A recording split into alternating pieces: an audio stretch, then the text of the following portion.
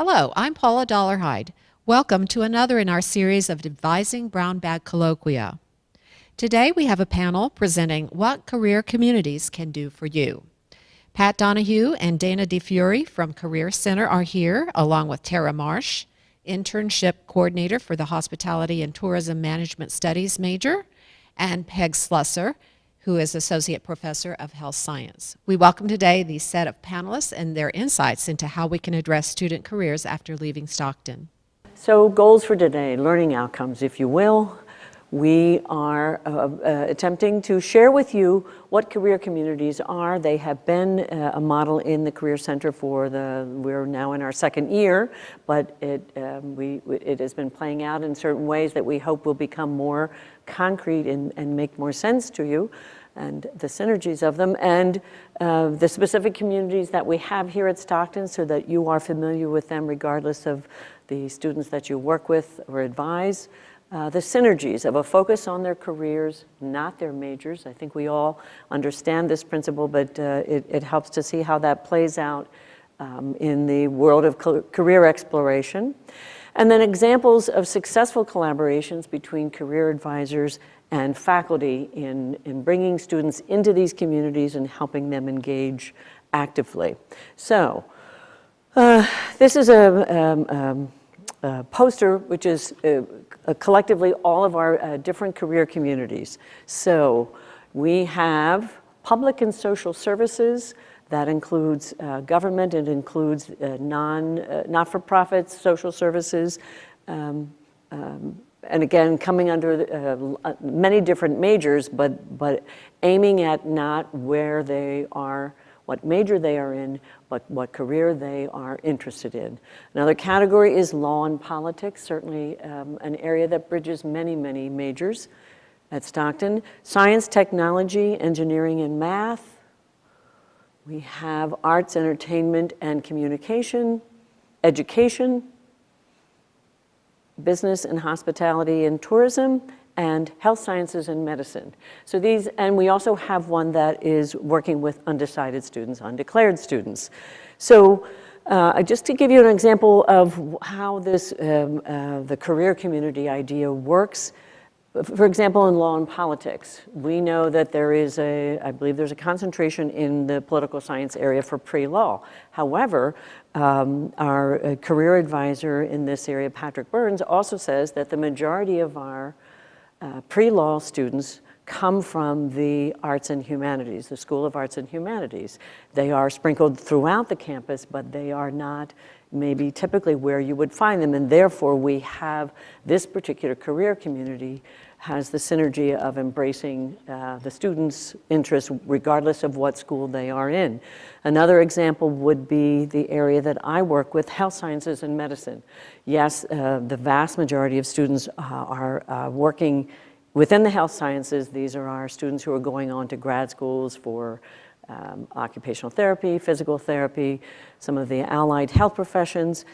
But there are also students in the sciences who are going into medicine, who are going into physical therapy also. There are students in other majors throughout the campus who are going into medicine. There are prereqs, but there are no requirements for where they might be housed in a school.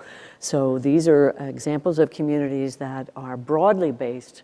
We have taken this model from, this is a growing trend, I would say, in the field of career advising. There are schools like Stanford, UVA, Rutgers, who have gone to this model. We have taken a look and said, this makes sense to us, and certainly those of you who advise students, this model should make sense to you.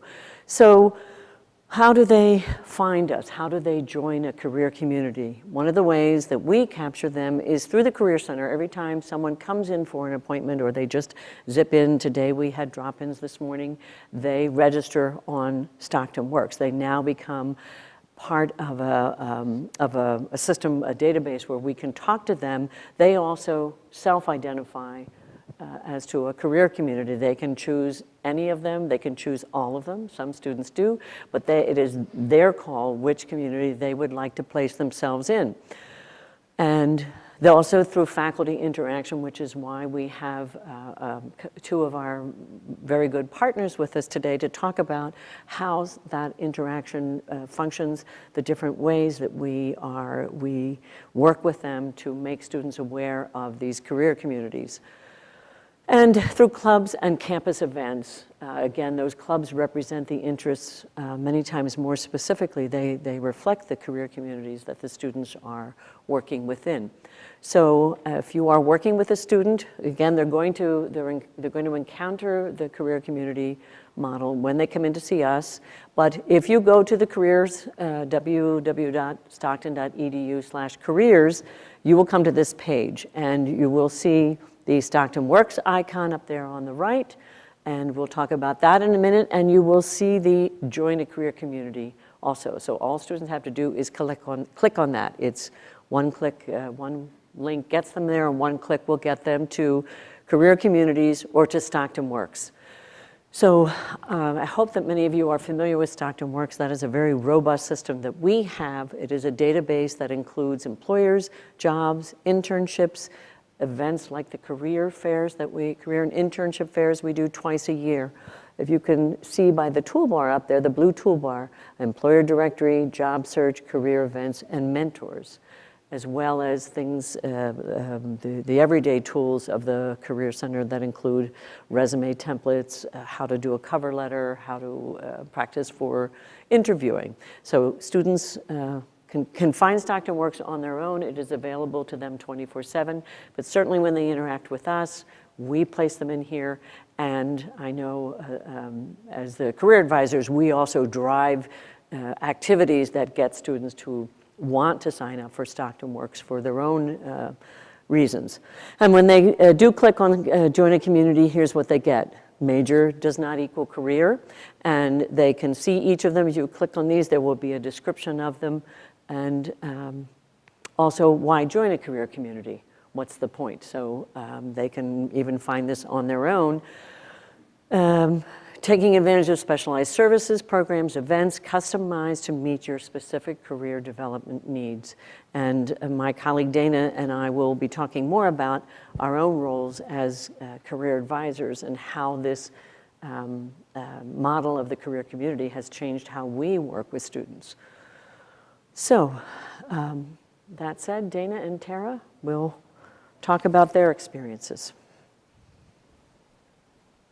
Thanks. Hi. Just a little bit more of an introduction. I am the advisor for the Business, Hospitality, and Tourism Career Community. So in some of the ways that we're going to talk about how we partner together, I do want to say that there are other things that I'm doing in terms of connecting with clubs and organization as an advisor, and also acting as a preceptor to first and second year students who are interested in majoring in business.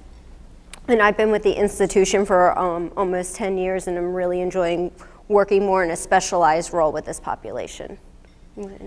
Hi, I'm Tara Marsh, and I am the Hospitality and Tourism Internship Coordinator for the Hospitality Program, which falls under the School of Business. If you're not familiar with it, I'm actually an undergrad of Stockton, as well as have my graduate degree from the university, but I come back in a role that was developed a year ago to help the students, excuse me, with their required internship for the program and helping them with their placement. So I work very closely with Dayna when it comes to looking at opportunities for students in what they can do. And so we're just going to outline some of the ways that we've been able to partner over the last year or so. Okay, so checks and balances, and I'm going to talk a little bit about this. If you're not familiar with our program, for hospitality, they're required to have two different work experience components. Not only the internship itself, but we have a professional work experience component where it's a 0 credit, but they're required to do 400 hours in the industry.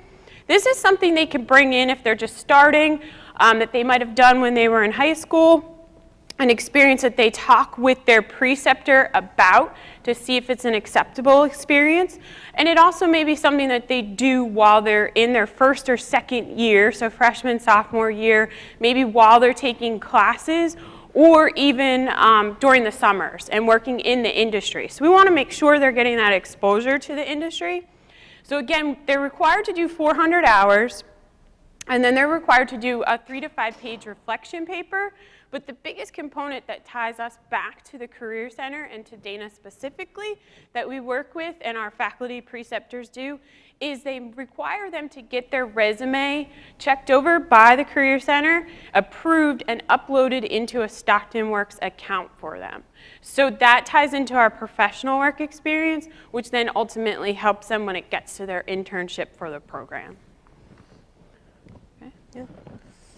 All right, so Tara and I like to consider ourselves a one-stop shop, whether they're meeting us in the Career Center or whether they're meeting in Tara's office. So that means 100% shared information and really developing an expertise in each of our areas. So I've really taken the time to understand the curriculum sequence that Tara just talked about. This way, if maybe a new student's coming into my office, I can speak to them a little bit more about the whole process and not just siloed in the career aspect of things.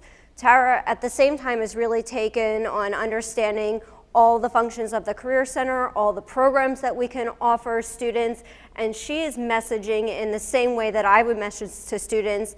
These are the steps on how to start writing a resume or how to start thinking about your job search. This way, we feel like we're creating and communicating a cohesive message to students in both of our areas and really sharing, like we said, that information. So we also like to say, in terms of this one-stop shop and shared information, that we centralize all the knowledge that we have. So anytime one of us is working with, say, an employer who's interested in recruiting candidates, we are both messaging to them the place to get started would be to post on the Stockton Works system, okay? This way she's not working with a list and I'm not working with a separate list. We both can, again, go to students and say, here's one centralized place where you can find all the information that both of us are knowledgeable of. And so we do that through the Stockton Works system. We also do that, as you can see on here, through social media, as well as different listservs. We both have access to different clubs and organizations, so we're posting on their social media sites. A couple other ways that we do this is Tara has the opportunity to really do a little bit more outreach to employers. So as she's going out to site visits and introducing the curriculum and introducing students and opportunities, she's also saying to them, again, the Stockton Works system, you know, do you have a profile with us? This is the tool that our institution uses to centralize information. So she's sharing them that same site that our office uses, and any literature that we have, she's taking with her to these site visits to support, again, centralizing that information. She's also messaging our career and internship fair.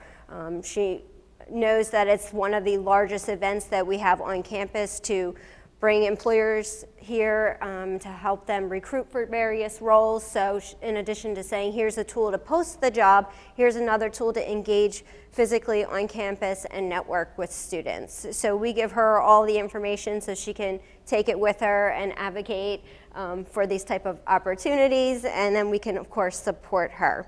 One of the other things I think we do well with the hospitality program is we're always reevaluating and assessing where we are. So when we're thinking about the career fair, we're pulling up lists from previous years and saying, you know, are these folks registered already? Is there a reason why they're not registered? Who else do we need to target? What other additional specialized communication can we give to these employers within our career community? So, you know, we've done that for this event, specifically for the event coming up on February 23rd, and we have over 25 specific hospitality employers coming, which is huge for the number of students that we produce in that program. And I think it's definitely through some of those programs, you know, that we talked about in terms of looking at that list and doing additional outreach specifically for those folks. So again, I just want to reiterate, one-stop shop. For us, that means 100% shared information, and I think it's something that we have done well over the last year. Yeah. All right, this is just another example of a tool that we use to put information out to students, faculty, and staff. This is actually something that every advisor who oversees a career community puts together, and it's a monthly newsletter newsletter, and you can find this on the website, and we obviously push it out through social media and some regular listservs and other avenues, but this is what the Business, Hospitality, and Tourism February newsletter looks like, and it's just another way to push out content that's specific to students in that particular career community. All right, and I'm going to take the first part of this when we talk a little bit about our programs and special events. So, we love to connect in the summer and say, what can we do for our community? What kind of programs are we looking at for the fall and the spring? And we hopefully break things up where it doesn't seem too overwhelming to students, and hopefully we're offering them some quality program. And this is just an example of some of the things that we've been able to do over the last year and a half since we've had a career community. And one of those things, it's not represented on here, but one thing is career center presentations. This kind of goes along with the one-stop shop and the checks and balances, where faculty are inviting us into the classroom and having us present to students on resume writing, cover letters, job searching, career fair prep. When we talk about the hospitality sequence, there is a career development class, and you'll see the Career Center in that class probably 3 or 4 times alone, just talking through some of the basic principles of career exploration, job searching, and internship searching. So that's one of the things that the hospitality, all of the hospitality faculty have really engaged with our office and inviting us into the classroom again so we can get out a consistent message on all of those different topics that I identified. Another thing that we try to do is offer what we call an employer in residence once a semester. That's something that's hosted through the Career Center, and basically we invite an industry expert to visit campus for the day, and we try to build a robust schedule for them to engage with students, faculty, and staff throughout the day. So we shoot to have that maybe once a semester. Okay, and to continue on this, and if I can backtrack just a second here and definitely be a huge advocate for those Career Center presentations in the classroom, I also have the opportunity to teach on an adjunct level in the program, and they are a huge benefit. So if you ever have that opportunity to add that into a component of your class, definitely do that. They were a huge help to me because I had the opportunity to teach the career development class last semester, which segues into our internship and is a requirement for our students to take. Great for resume building, networking skills, and all of that. So that brings us to a couple other special events and things we like to do. Widener University offers a hospitality-specific career fair. It is in fact taking place tomorrow, and we like to take students that are interested in going up as a group to be able to have that opportunity to network with employers directly in the industry. So we do some special events on that side, trips for a better sense of the word. And then the next thing that we like to do, here in the center here, you can see our hospitality alumni networking and career panel. And this is something that we do every spring. So I have the opportunity to be involved in my second one this particular semester. But this is where we bring in our industry alumni to network and speak to our current students. And it's great. It's highly received by the students. They love it. And we try and get a couple of classes and work it into an actual class module so we can get somewhat of a guaranteed audience in there, but it's open to all of our students. And our one for this semester is coming up Monday, April 3rd, and it takes place from 6 to 8. And then our last piece that we like to do in the program to tie into the career fair itself here, a lot of our professors will make that a requirement for their class and have their students go to the career fair to have this opportunity to network again with more employers in the industry. I know the career development class makes it a requirement because it takes place on the days that the career fair is taking place. And again, they give them some incentives, I'm sure, require some feedback, write-ups and stuff like that. I had my class go to it last semester and it was great. And we've seen that number of employers grow over the last couple of years. So we just keep positively telling that to our students to get them to come, dress professionally, get the chance to start to talk to employers, get a little more comfortable with that networking, and then obviously see their peers and everything as well. Okay? Oh, it's me again, right? Yeah, it's you again. All right, so on the horizon, we like to call this pretty much like our wish list of sorts, some things that we still want to continue to do, build on, and those kinds of things. One of the things is we talked about, we did this last summer, we did a joint visit to our employers, to some of the employers in the Philadelphia area, and we'd really like to get that again. Dayna and I went out, visited with employers who haven't done actual internships in the past, maybe get their interest and find out if they'll have opportunities for our students. So again, something we would like to target, and we did it during the summer and the slower time. Obviously, we have students out in the field already, but some more opportunities to bring to the table when the semester starts in the fall, hopefully through the next academic year. Can I just add something? Yeah? Yeah, I think the employers that we visited really appreciated having a representative from the academic side and from the Career Center, because we can obviously both talk about our expertise, where Tara shared the courses that they were taking and the skill sets that they were developing from those classes, and I can talk a little bit more about how to get those opportunities out there to students, what system we were using, and what type of networking events we had on campus as well. And it worked really well. Everyone was very excited. I think everybody after that event at least posted the position with us, and we do have Spirit Cruises is actually visiting for the career fair this year, so we're excited to have them on campus. And I think that's a direct result from both of us going out and doing those site visits together. Yeah, and we visited, in that was some of our alumni that were at these different industries, and they're always some of our first that obviously want to hire our students, so that's a good thing. But then again, establishing even newer relationships as well. Some other things we do, attending industry events. So going back to the Widener career fairs, not only just an opportunity for the students, but an opportunity for myself as the internship coordinator, as well as our career fair. And then we have another one that's actually coming up that's at the University of Delaware at the end of the month, going ourselves and actually networking with the employers. So that lets them know there's a face back to these internships that are getting offered to their students, and maybe there's a central actual connection to the university there. And then another thing, a potential for growth, and we all know the great Atlantic City expansion that's going to open up in the next year, so we want to continue to grow that piece of it, because that's such a highly hospitality saturated market. So I think another thing we'd also like to see is just how we can continue to kind of get our information out to our students, what's the best ways and avenues.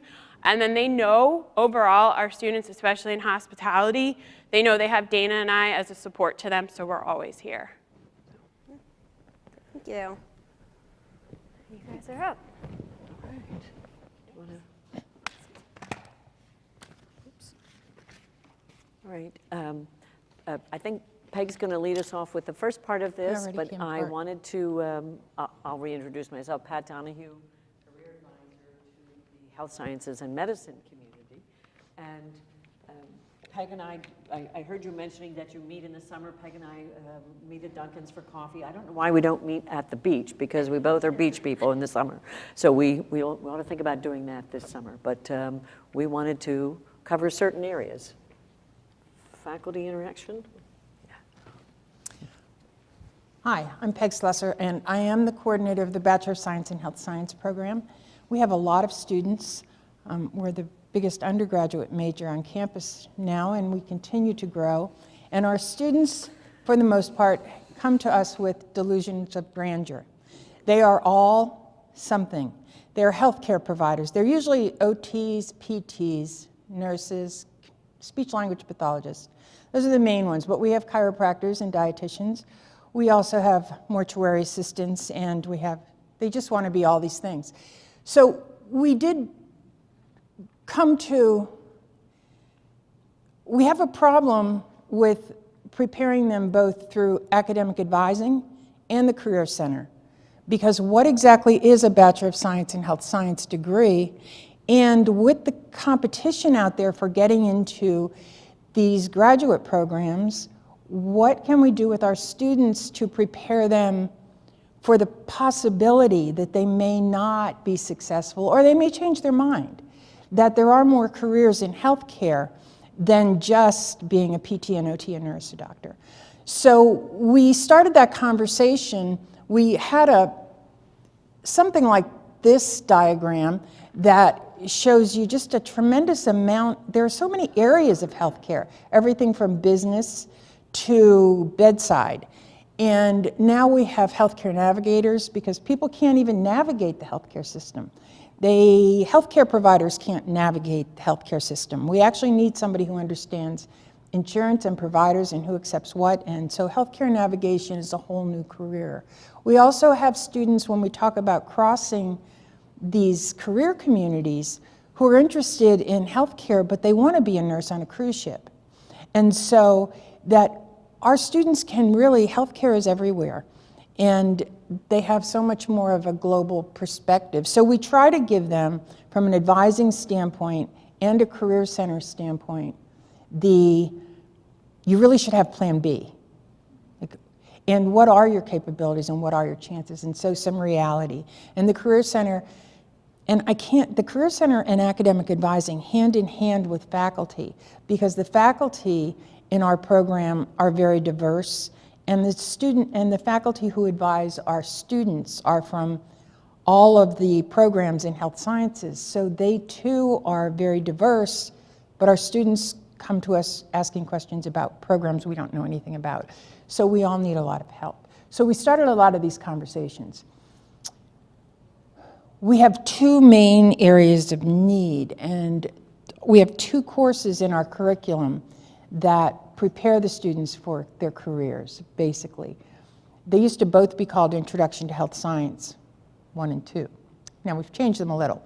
But in the first course, Introduction to Health Science 1, the students really get a look at some of these core competencies, and one of them is roles and responsibilities. So what can they do? And we as faculty would talk about how to get into a DPT program or an OT program or a second degree nursing program. But it was so much more than that. What can they do with their degree? And when the students would show up at the Career Center or show up at academic advising or come for precepting, regardless of who they went to, what else could they possibly do? So we needed a broader array of things to talk to them about. So we brainstormed and we talked about what we were doing as faculty and what the problems were on the other side, because they had no plan B. And so how could we connect our students and get them to think about what the other opportunities were? And so we decided to have the Career Center, so Pat goes into our first course, Introduction to Health Science 1, and talks about those other career opportunities that you could do with this sort of a degree. And we've set up career panels, and this has been just, would you like to say how easy it is to set up these panels? Because there aren't people out. Easy. How do you get it seems like you could get a nurse and a doctor and a PT. We don't want that. We want people who have a Bachelor of Science in Health Science who've been successful finding positions in healthcare that are not the standard positions. So we found Pat has become a detective. It's been my life's work, let's face it. I was delighted to be assigned the health sciences and medicine area, but this is where we lose sleep. What can someone do with just a bachelor's? Yes, everybody's going to be an OT-PT nurse, doctor, freshman year, first year, but by junior year, they've hit organic chem or calculus 2 or whatever it is that says, not going to happen. So putting the career panels together was hard. This field is like the new accounting. I think parents are saying to their children, go into healthcare, it's never going to go away. So Peg knows it has grown exponentially. Advising knows this, we all know this. So where are these students going to go for bachelor's? So by giving me access to all of her classes, all of the intro classes, Peg has given me the gift of talking to how many? 1,000 students? Including transfer students, all coming in and giving them a message. Get experiences, get internships, get shadowing, whatever it is you want to call it, get these experiences. Consider a minor, because business, if you're going to go into the administrative side, a minor or a minor in a second language, oh wow. And the third message is, please sign up for Stockton Works, because now I can talk to you. That has been just a tremendous gift. Even after these panels, as hard as they were to find students, grads who were working, as Peg said, not in the allied professions, the hands-on, but in general BSHS degree, that their degree prepared them for, I'm also saying, please sign on to Stockton Works so I can talk to you early and often in your career at Stockton. It's been a gift. So we plant the seed early on that there may need to be a plan B, and also Pat's suggestion about experiences. So she also talks about the mentoring network and a lot of the context that you can get through Stockton Works. And then, lo and behold, later on in the curriculum, we moved to Health 2501, which is now called Teamwork and Collaboration. Now our students are, for the most part, the students in this course are juniors and seniors. So they've moved away from that first blush of getting here and being and a little more reality is set in. Some of them, many of them, are still on path. They're still on target. They're still preparing for graduate school. And we certainly encourage that. Those students are probably, we're in a program that doesn't have practicums or internships. So many of those students need to find shadowing hours and practicums out there independently. So that is one, and they truly are independent of us because our students do not have health clearances, so we can't facilitate those in any way because it gets confusing. So our students need to do that, and they also need to have that plan B sort of in better shape. And now they're looking at graduate schools, and now they have some serious questions. And so Pat and I had met about this, and what do we want to do to move them along at this stage? Again, they need career options. Many of them are looking for employment that they can do while they're undergrads. Many of them want shadowing hours. And we wanted reality to set in a little bit. So Pat and I we got together and we decided that we would do this informational interview assignment, which is relatively simple. It's also relatively low weight as far as grade goes in this course. And we boiled it down. It used to be much more complex. Oh, yeah. That was me. So in collaborating and in working together, we've found something that works for the students, and they have this short little rubric where basically, again, they're forced to register for Stockton Works. They actually get points for that. And it is such a good resource for them. So that is part of that. If they haven't done it yet, they will do it now.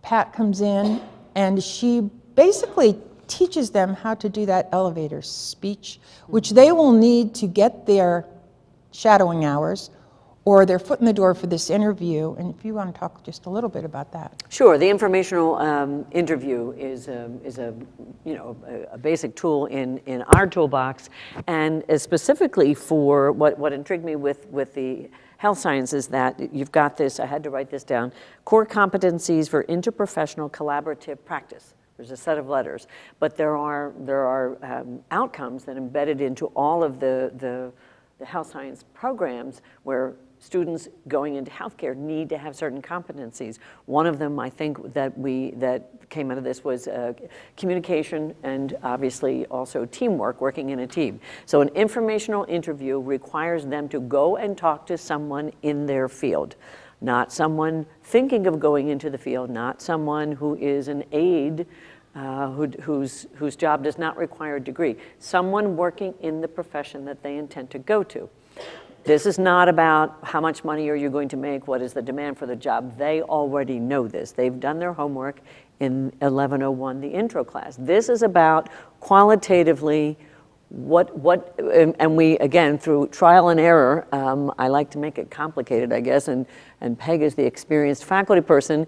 Something new I learned about the profession when I interviewed this person. What did you learn that you didn't know already? So this is qualitative, and the other thing was specific advice that you got from this professional. Now, folks who are heading to grad school, they're still in the zone of being able to gain experience. What kinds of experiences? So we kind of guided them into the types of questions that they should ask. And then, what, if any, value did I receive from doing this assignment? I think you had some feedback from students that it was a worthwhile exercise. Yeah, this course is chock full of things they need to do. It's also a service learning course. And this is one more thing that they need to do. So that what is the value of this assignment has been really reinforcing that this is an important assignment. They actually get to go and talk to someone who's working in the profession, and they get all sorts of things in the line of advice that they never thought of before. And they say this is one of the most valuable assignments in the whole entire course. Plus, they really do utilize the Stockton Works resources so that they can find shadowing experiences, so that they can connect with other professionals to ask more questions as they get out there. And even in interviewing, they find this to be really valuable. And I have them asking people about questions about teams and teamwork. You know, how can you be on a team where you don't even know who the team members are, or you never talk to them? And that's generally what a healthcare team is. Just a whole bunch of people who never talk to each other. So our students aren't going to leave here thinking that. And so they're going to go out there and explode this healthcare system. So it's been very helpful from the standpoint of our program, just in getting our students some real life experience and some contact with the system, and some reality sets in. And they no longer have delusions of grandeur. Well, they can if they like, and we're gentle. We all are gentle with them. But the synergy of this, one of the wonderful outcomes for me is they are now in the system, and I can talk to them in very targeted ways. There is nothing homogenous about the health sciences. As I say, there are those in the pre-concentrations going into grad school. There's the general degree. There's nursing. There are folks who are going into medicine. There are folks who are going into physician's assistant. So I tell them in this class, put yourself into the degree that you are ultimately going to get. So now I can talk to them in a targeted way. An example is like an employer in residence. I have someone coming who on this week who is the leader in medical scribe positions. These are ideal positions for folks who are going into medicine, and I also just learned folks who are going into nursing eventually, either nursing students now or those who are going to go after they graduate for the next degree. So it's been marvelous, and it generates people coming in to ask about resumes or interviewing as well. It's been a win-win for me. And before this synergy, we truly had faculty telling students when they came for precepting, go home and look at the want ads for the medical systems by your house and see what positions are available for people who have bachelor's degrees. And think about those. Because without the synergy, it was much less rich for the students, and now it can help them so much in planning their own educational outcomes and having some successful results. And even just figuring out the titles, job titles. Every hospital calls a patient navigator something different. So I actually took Peg's pie chart and created a second sheet with the names of jobs, so that students, they're beginning to panic. They get to maybe their end of junior, beginning of senior year. Maybe, what if I don't get into grad school? Or what am I going to do with this bachelor's? I better make sure it's okay. A lot of anxiety, and I hand them that sheet. They can start to do their homework about what else is there. Okay. All right. So I just wanted to touch on, thank you, Peg. And I wanted to touch on some other partnerships that have occurred. Linda Wharton, of course, all about law school and the pre-law students. She has involved our colleague Patrick Burns in activities. They have a bus trip also that goes to the premier event for students thinking about law school, going to this trip up in North Jersey.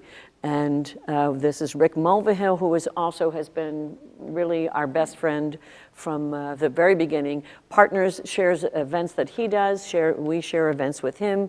We go back and forth about who's coming to the career fair that his students want to know about. So again, as Tara and Dayna had said, all on the same page with a lot of different events and cross-promoting each other's. Quickly, Again, the STEM community, this is Patrick Burns. We do this with a lot of professors in a lot of different areas, working on a regular basis with those who are, sorry, my fly-ins. He is advising them. Many professors are, we're delighted to know, are also incorporating career exploration into their classes. So they build the relationship with us. And we in the Career Center know, and advising knows, when it comes from faculty, you may think they're ignoring you, but it's a lot more powerful than it is coming from just us. So Tate, another wonderful partner with the Career Center. Again, Patrick goes into his classes regularly, and it's just the presence of being there that the professor is saying, look, you need to pay attention to this. You need to start thinking about this. It's your career. In arts and entertainment and communication, Christy works with the professors in the literature program to do career panels, giving a broad range of options that students can engage with, and the free pizza that the alumni share with us. Education also, yes, it's a homogenous group, but they're not easy to work with, as in the sense of they're very focused on what they're doing now and not thinking about they're going to have to interview. They think school starts in September and they get hired maybe 2 weeks before. But we do interview days here on campus that are set up with the school districts, and our colleague Jacob Helmezi has set up required mock interviews. The resumes are thoroughly reviewed before. It's a requirement of the education program. So they are in far better shape, we hope, than not having had this exposure. So I hope that you have taken away some other ideas of what you can do to work with us in the Career Center, and that you can identify those of us who work with the students in the career communities that you are involved with. So no idea is too far-fetched to consider, and we would welcome the opportunity to work with you. So thank you, and thank you, Paula.